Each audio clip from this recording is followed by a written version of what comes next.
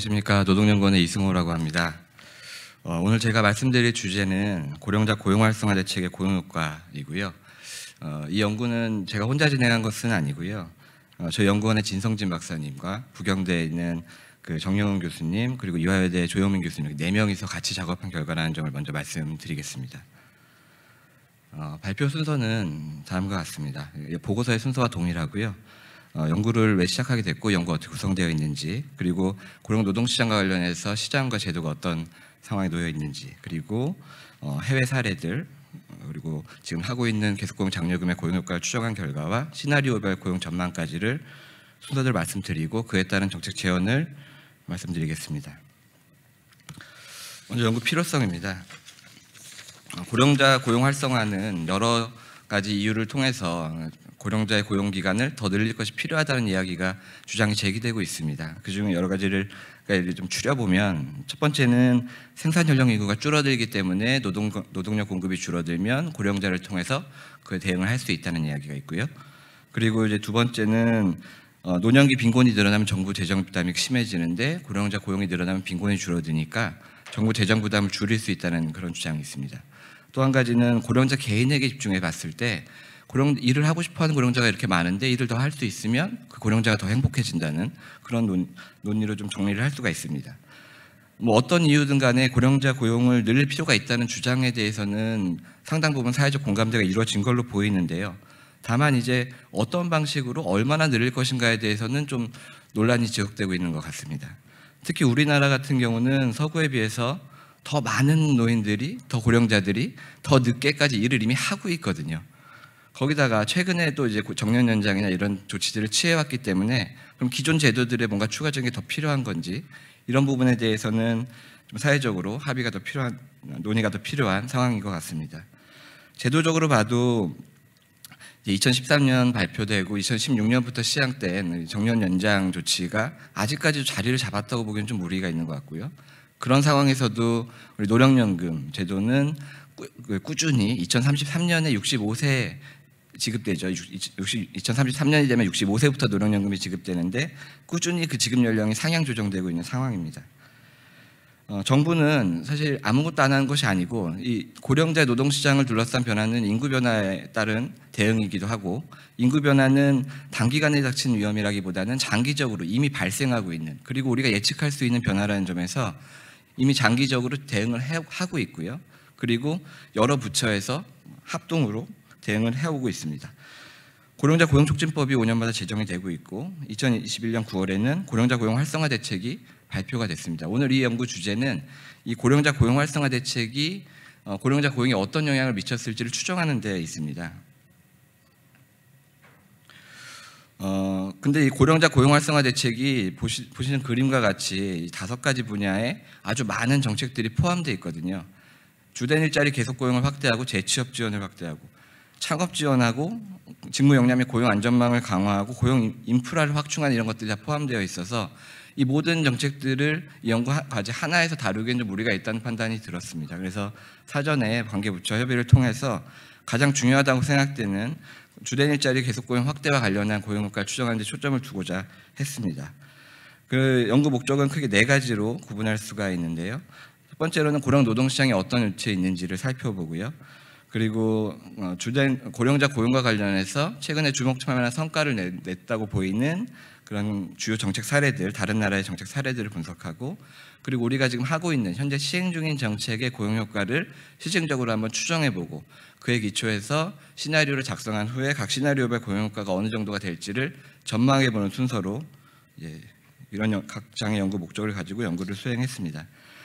본격적 연구를 말씀드리기에 앞서서 고령자의 고용이 어떤 형식으로 이루어지고 있는지, 어떤 식으로 노동시장에서 퇴장이 이루어지고 있는지에 대한 이행 그림을 그려봤는데요. 이 고령자 이행의 그림은 고령자 고용 효과의 배경이 된다는 측면에서 아주 중요합니다. 고령자 고용은 고령기라고 할 수 있는 한 50대에 진입하는 시점에 그 사람이 가지고 있는 노동시장 지위가 매우 중요하게 작동한다고 기존 연구에서 말하고 있습니다. 결국 고령자 고용 계속 고용 효과는 정규직으로 정년을 맞이한 사람들이 주된 대상이 되기 때문인데요. 정규직으로 주된 정년을 맞이하는 사람들은 이미 고령기 진입 시점에 정규직이어야 한다는 것을 보여주는 결과입니다. 뭐 시간상 좀 간략하게 말씀을 드리면 정년이 맞이하는 시점에 그 기업이 정년제를 운영하고 있어야지 그 정년을 도달할 수가 있는 것이고요. 그리고 그 회사에서 정규직으로 일을 하고 있어야지 이 계속고용이나 정년 연장의 대상이 될 수가 있습니다. 결국 계속고용제도의 효과는 그 정년제를 운영하는 기업이 많을수록, 그리고 정년에 도달한 그 고령자의 규모가 클수록 더 많은 고용 효과를 기대할 수가 있고요. 실제로 그 이후에 그 제도가 얼마만큼 고용 효과를 더 늘릴 수 있는지의 문제는 그 차후의 문제가 되겠다고 정리를 할 수가 있겠습니다. 다음으로는 고령자 노동시장의 특성에 대해서 말씀드리겠습니다. 잘 아시다시피 인구 구조 변화가 아주 급격하게 다른 나라에 비해서 아주 빠르게 발생하고 있습니다. 2020년 생산 연령 인구가 3,738명인데 2030년까지 매년 36만 명이 감소할 예정입니다. 물론 이제 이 생산 연령 인구의 감소가 바로 노동력의 감소라고 보기에는 무리가 있습니다. 그 생산 연령 인구 내에서도 고용률이 높은 중고령자가 더 많아지기 때문인데요. 그런 것들을 고려하면 실제 경제활동 인구 감소는 생각보다는 적을 수도 있다는 얘기가 있고요. 그리고 이런 감소가 좀 나타난다고 하더라도 기존에 우리 사회에서 노동 참여가 좀 적다고 여겨지는 여성이라든가 고령자의 고용률을 더 높인다면 노동력 감소는 더 줄어들 수도 있습니다. 결국 단기적으로 보면은, 물론 장기적으로 노동력 감소는 매우 중요한 이슈겠지만 단기적으로 볼 때는 청년 비중이 높은 일부 산업이나 지역에서 고용이 줄어들 때 그것들을 고령자나 여성으로 대체할 수가 있는가의 문제일 것입니다. 고령자의 고용률 변화를 살펴보면요, 우리나라 50세 이상 고용률이 55세 이상 고용률 50.2% 2021년 기준으로요. 90년대 후반에 외환위기로 뚝 떨어진 이후에는 꾸준히 상승 추이를 보여왔고요. 지금 코로나 위기에도 크게 감소하지는 않은 것으로 나타납니다. 근데 이거를 조금 이렇게 하위 집단별로 구분해서 보면은 조금은 다른 추이가 관측됩니다.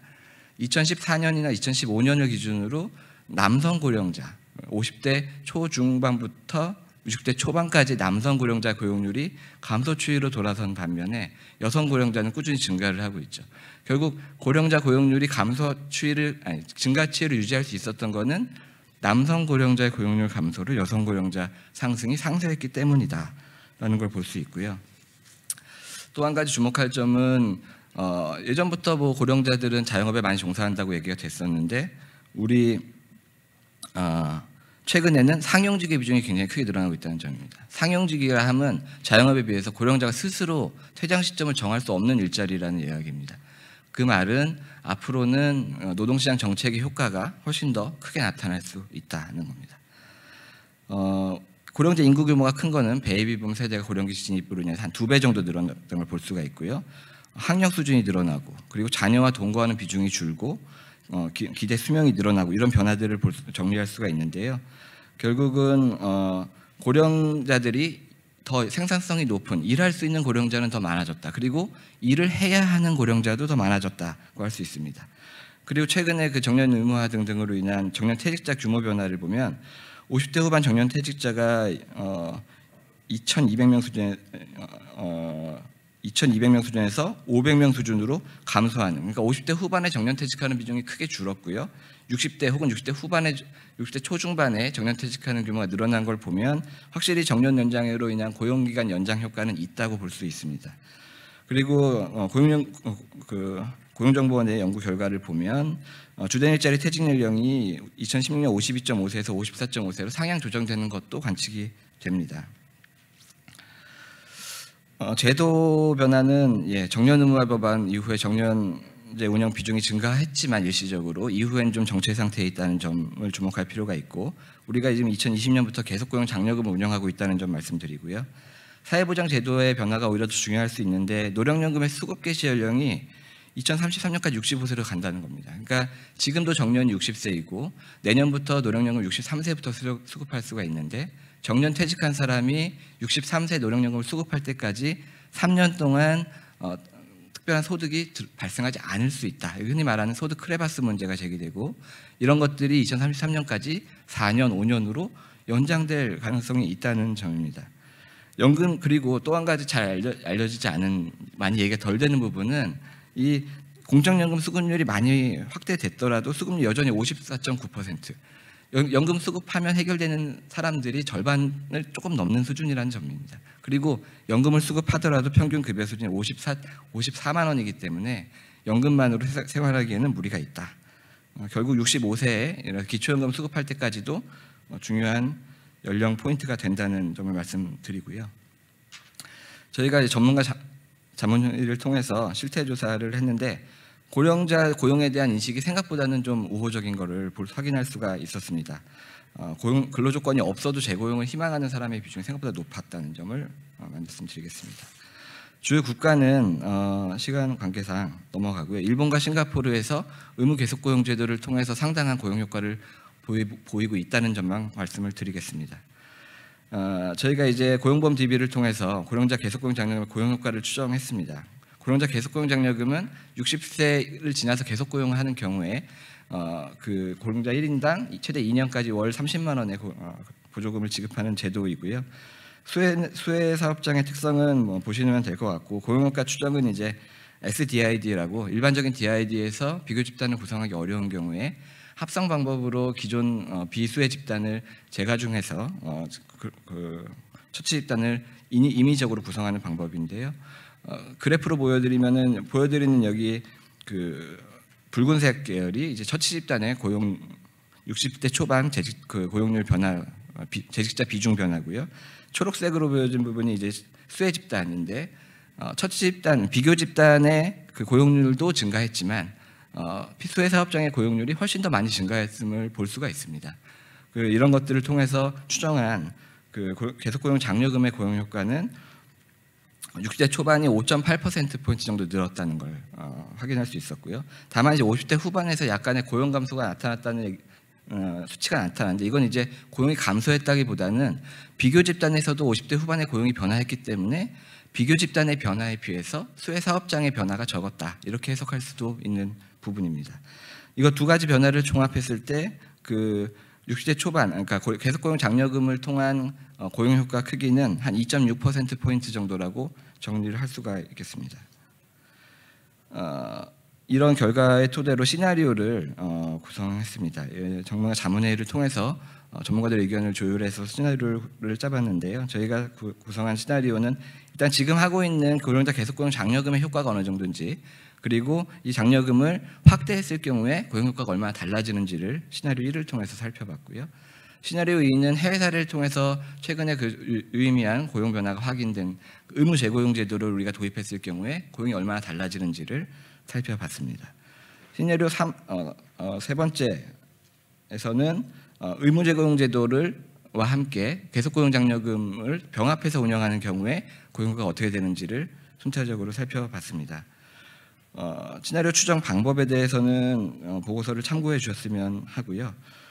계속 고용 장려금을 통해서 발생하는 이 고용 효과는 저희가 매년 이 정도의 고용이 추정될 것이다, 발생할 것이라고 추정을 한 거고, 고용 효과가 수혜 사업장 기존 제도를 유지하는 경우에 4,388명 정도의 신규 고용이 발생할 수 있다, 순 고용 효과 발생할 수 있다고 보고요. 그리고 고령자가 늘어나고 수혜 사업장이 더 많아지는 경우에는 10,000명 수준으로 늘어날 수도 있다.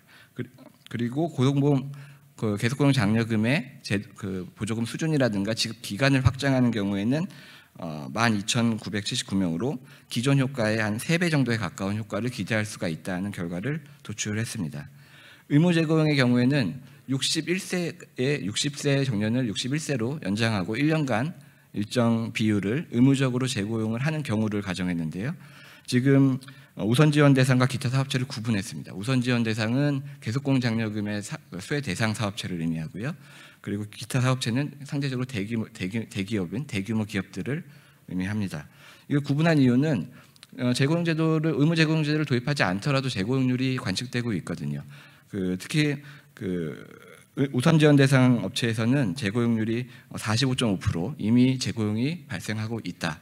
그렇기 때문에 의무 재고용을 하더라도 변화가 상대적으로 적을 것이기 때문에 구분의 필요성이 있다고 봤고요.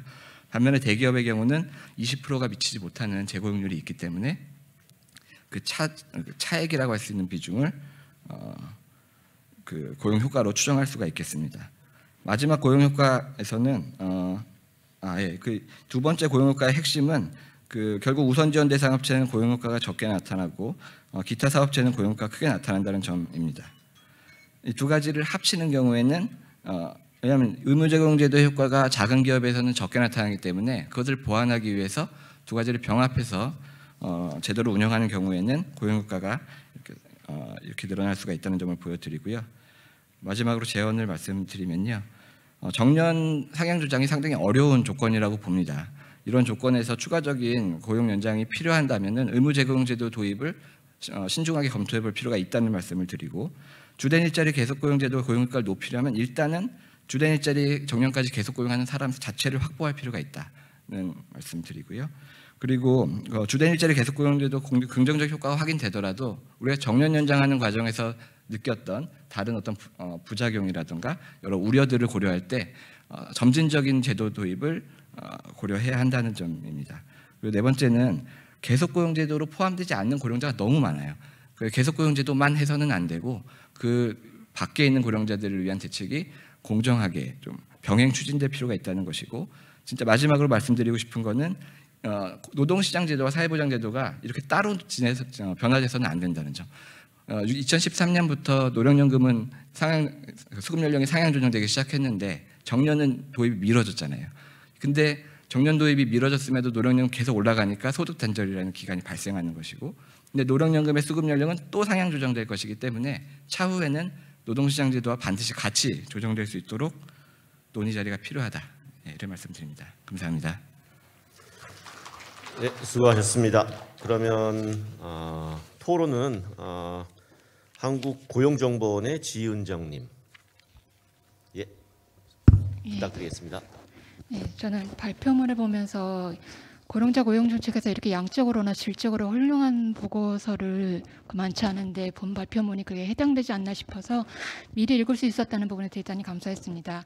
먼저 보시면 아시겠지만 이론적 논의나 해외 사례도 대단히 풍성하고 설문조사도 하신 데다가 고용보험 DB로 이중차분을 하시고 여기서 끝쳐도 뭐 훌륭하신데 시나리오를 대단히 탄탄하게 잡으셔서 고용성과를 추정하셨더라고요. 그래서 연구진의 열정과 노고가 얼마나 크셨나 그냥 절로 감복이 됐습니다. 근데 자리가 자리인 만큼 몇 가지 그러니까 고령자 고용정책에 대한 몇 가지 의견만 드리고자 합니다. 먼저 본 발표문에서 보시면 계속고용 장려금의 고용효과가 2.6% 나타났습니다. 그래서 기업당 1.62명이고 연 한 4,400명 정도의 고용효과가 있을 것으로 나타나서 상당히 고무적이고 저 또한 많이 기대가 됩니다. 근데 정부 정책에 고용 성과가 있더라도 사중 손실 효과나 대체 효과, 전치 효과고 우측 효과가 있게 되면 순고용 효과가 낮아질 수밖에 없습니다. 특히 사중 손실 효과가 있으면 정부가 지원하지 않아도 고용주는 고령 근로자를 채용했을 것이기 때문에 정부 지원금이 고용 성과에 미치지 못하고 다소 비효율적으로 사용된 것으로 보기도 합니다. 근데 최근 한국고용정보원의 연구에 따르면 계속고용 장려금의 사중 손실 효과가 한 76% 정도 나타났습니다. 이거는 계속고용 장려금을 받은 기업에 채용된 만 60세 이상 상시 근로자 4명 가운데 3명은 정부 지원이 없어도 채용되었을 것이라서 만약에 고용 성과가 한 3명 정도 된다고 하면 사중 손실만 제외도 0.7명에 불과한 것으로 됩니다. 그래서 이건 이미 고령자 고용을 잘 유지하고 계셨고 정부 지원을 계속 없어도 계속 고용하였을 기업을 계속 고용 장려금을 받았기 때문에 나타나는 고용 성과로도 볼 수 있다라는 부분입니다. 근데 물론 대부분의 정책에서 사중 손실이 없을 수는 없습니다. 그리고 사중 손실이 있다고 해서 정책의 정당성이 훼손되는 것은 아니지만 그리고 정책에 만약에 기업의 인건비나 경영 지원을 위한 목표로 설계되었다면 이 또한 상관은 없겠지만 만약에 일자리 창출을 목표로 했다라고 한다면 양적의 성과를 강조하는 데는 약간은 한계가 있지 않을까라는 생각이 듭니다. 그렇다고 저는 사중 손실에 천착할 필요는 없다라고 생각을 합니다. 있을 수밖에 없는 부분이 있기 때문에 다만 이제 사중 손실을 최소화할 수 있는 부분이 있으면 좋겠고 그리고 제가 기업에 잠깐 인터뷰를 가보면 사중 손실은 분명히 있지만 그 지원금을 가지고 직원들의 학자금을 내출해 준다든가 직원 복리후생에 사용하시는 비율이 좀 높았습니다. 그래서 이런 건 상당히 긍정적인 효과인데 많이 드러나지 못한 부분이 있어서 함께 다뤄지면 계속 고용 장려금의 성과가 조금 더 부각되지 않을까라는 생각도 좀 들었습니다. 그리고 시나리오별 고용 추계는 앞서 말씀드린 대로 저는 정말 많이 노력하셨겠다 싶어서 이것만으로 저는 훌륭하다라는 생각이 있고, 장기적으로는 연금 수급 연령과 퇴직 연령이 연계돼야 된다 부분에서는 전 전적으로 동일합니다. 다만 이제 시나리오를 연구진께서 50%, 70%, 100%에서 의무 재고용 제도를 제시를 해주셨는데요.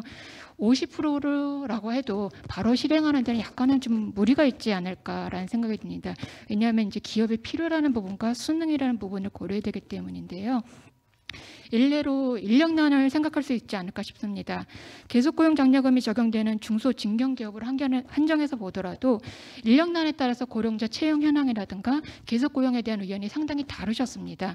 그러니까 인력난이 심한 지역이나 업종에서는 연령과 상관없이 고령자를 계속 고용하고 계셨고, 자율적으로 정년을 연장하거나 촉탁직 등의 형태로 계속 고용을 하고 계시는 것을 보았습니다. 그래서 이런 기업에서는 계속 고용을 의무부가 하신다고 해도 큰 어려움은 없을 거고, 실제 여쭤봐도 반대 의견은 전혀 없으셨는데요. 만약에 구인난이 심하지 않은 중견기업에 의무 재고용을 실시했을 경우에는 다소 이제 거부감이나 이런 정책에 대한 반감이 생길까봐, 좀 실행하는데 약간의 어려움이 있을까봐 조금 우려가 돼서 이 부분에서 인력난을 좀 반영하시면 어떨까라는 생각이 좀 들었습니다. 그리고 그 다음에 생각이 드는 거는, 그렇다면 아무래도 계속 고용을 아무리 정부가 필요하다고 역설해도 기업 입장에서 전혀 동의하지 않으면 제도를 확대하는 거나 계속 고용을 하기는 좀 어려움이 있지 않을까 싶습니다. 그래서 아무래도 사업체 경영에 도움이 되는 근로자를 채용하고 필요한 경우에 계속 고용을 하다 보니까 이런 부분에서 단기적으로는 인력난이 심한 사업체를 제외하면은 의무 고용보다는 기업이 노사 합의를 통해서 또는 경영적 판단에 계속 고용을 할 때 지원을 다각화하는 방식이 어떨까라는 생각이 듭니다. 근데 다만 여기 고용장려금을 올렸을 때 이렇게 고용성과도 추계해 주셨는데, 고용장려금이 적어서 현재로는 고용주의 의사결정에 영향을 미치지 못하는 것은 맞는 것 같습니다. 다만 이제 경영에 다소 도움이 되는 수준이기는 한데, 사종 손실이 높은 상황에서 지원금을 높이는 것이 능사는 아닐 수도 있다라는 생각이 듭니다. 그리고 정부 예산을 고려했을 때도 추가 채용을 이끌어낼 수 있을 정도로 계속 고용을 올리는 것은 조금 어렵지 않을까라는 생각이 좀 듭니다. 그래서 장려금만 지원하는 현행 지원 방식을 조금 다각화하는 방안에 대해서도 고민이 필요하지 않을까 싶습니다. 예컨대 거의 볼모지 같습니다. 제 생각에는 고령자 교육훈련은 거의 볼모지 수준 같은데, 교육훈련을 가령해서 임금 대비 생산성이 낮다라는 이 문제를 좀 해결할 수 있으면 좋을 것 같고요.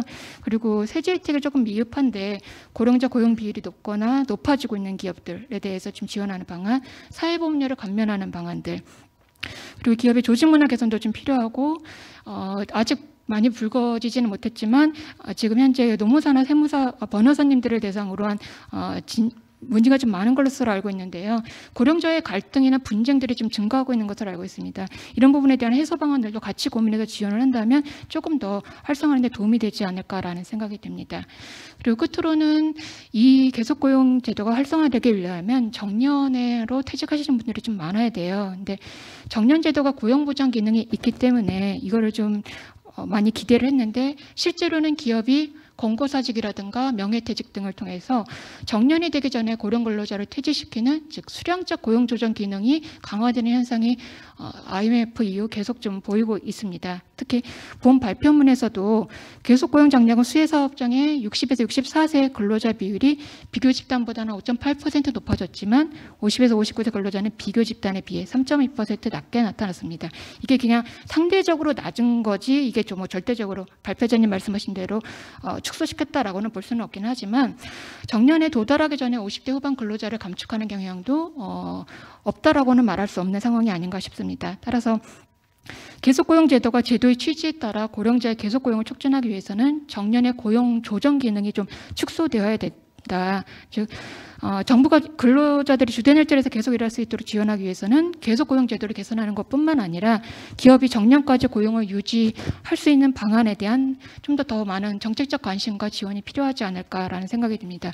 특히 지금까지 50대 근로자를 위한 정책 지원은 임금 피치크제가 좀 많이 줄을 이뤘는데 그나마도 없으니까 앞으로는 이제 임금의 연공성 완화, 지금 추진하고 계시는 방안들을 좀 더 확대되면 좋겠고, 교육 훈련 강화도 있고, 기업 입장에서는 저성과자 관리 방안에 대해서 좀 많이 토론을 하시고 계셨습니다. 그래서 이런 부분들도 같이 해서 조기 퇴직을 낮춘다면 본 발표문에서도 발표하시고 예측하신 대로 고용 성과가 좀 더 높아지지 않을까라는 기대를 합니다. 네, 이것으로 마치겠습니다. 예, 토론 감사합니다. 우리 이 박사님 뭐 간단하게 한 가지 정도만 그럼 뭐 말씀해 주시겠어요? 네, 토론 감사드리고요. 그 말씀하신 부분에 공감하는 바가 많은데 한 가지만 저 말씀드리고 싶어서요. 그 사정손실 효과를 말씀해 주셨고 한국고용정보원 21년 연구 결과를 소개해 주셨는데요. 저희 연구에서도 그 1년 차의 고용 효과가 생각보다 적었고 2년 차의 그 고용 효과가 상당히 커지는 변화가 나타났거든요. 결국은 이 제도가 2년 동안 지원금을 지급한다는 제도라는 걸 고려했을 때 좀 더 장기간의 분석 기간을 포함한 연구 결과가 더 신빙성이 있지 않을까 이런 생각을 하고 있습니다. 감사합니다. 두 분 큰 박수 부탁드리겠습니다.